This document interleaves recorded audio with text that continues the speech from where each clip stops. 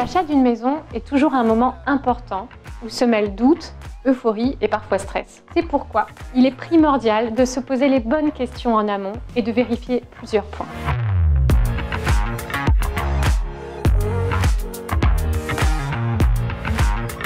En France, entre particuliers et dans l'ancien, on achète le bien en l'état, c'est-à-dire tel qu'on l'a vu et visité, sans recours possible contre le vendeur. Sauf si vous prouvez qu'il vous a caché des choses sciemment. Avant la visite de la maison, n'hésitez donc pas à consulter votre notaire pour checker avec lui les questions incontournables à poser ainsi que les points à vérifier. Visitez le bien au moins 2 fois à différents moments de la journée. Visitez toutes les pièces comprises dans la vente, comme le garage, les combles, la cave. Examinez de près les murs et les sols pour traquer les éventuelles fissures, traces d'humidité ou encore fuite d'eau. Renseignez-vous sur l'isolation du logement. Les fenêtres et le toit sont-ils en bon état? Étudiez aussi la ventilation du logement, l'état de la plomberie et du tableau électrique. Renseignez-vous sur l'état de la chaudière, le nombre et le type de radiateur et leur emplacement. Pour cet audit technique, n'hésitez pas à vous faire accompagner par un expert de confiance.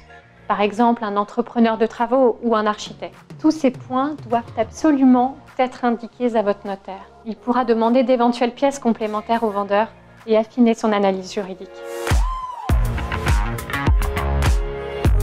Le rôle de votre notaire est très important.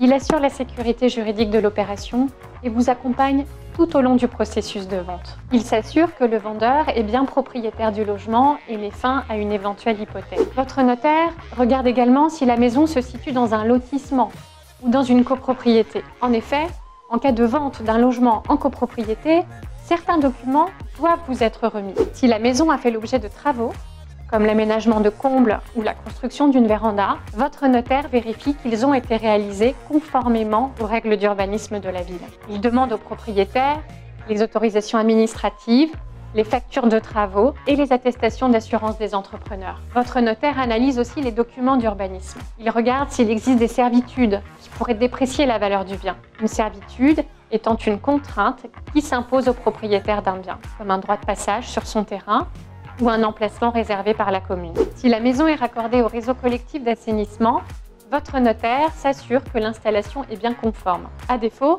il s'agira de réaliser des travaux à votre charge. Sachez que de nombreuses communes du Grand Paris l'exigent. Nos derniers conseils. Pendant les visites, munissez-vous d'une checklist pour ne rien oublier. Et n'hésitez pas à solliciter votre notaire avant même de signer votre offre. Si vous avez des questions d'ordre juridique ou technique, il saura vous conseiller et vous accompagner dans votre projet de vie.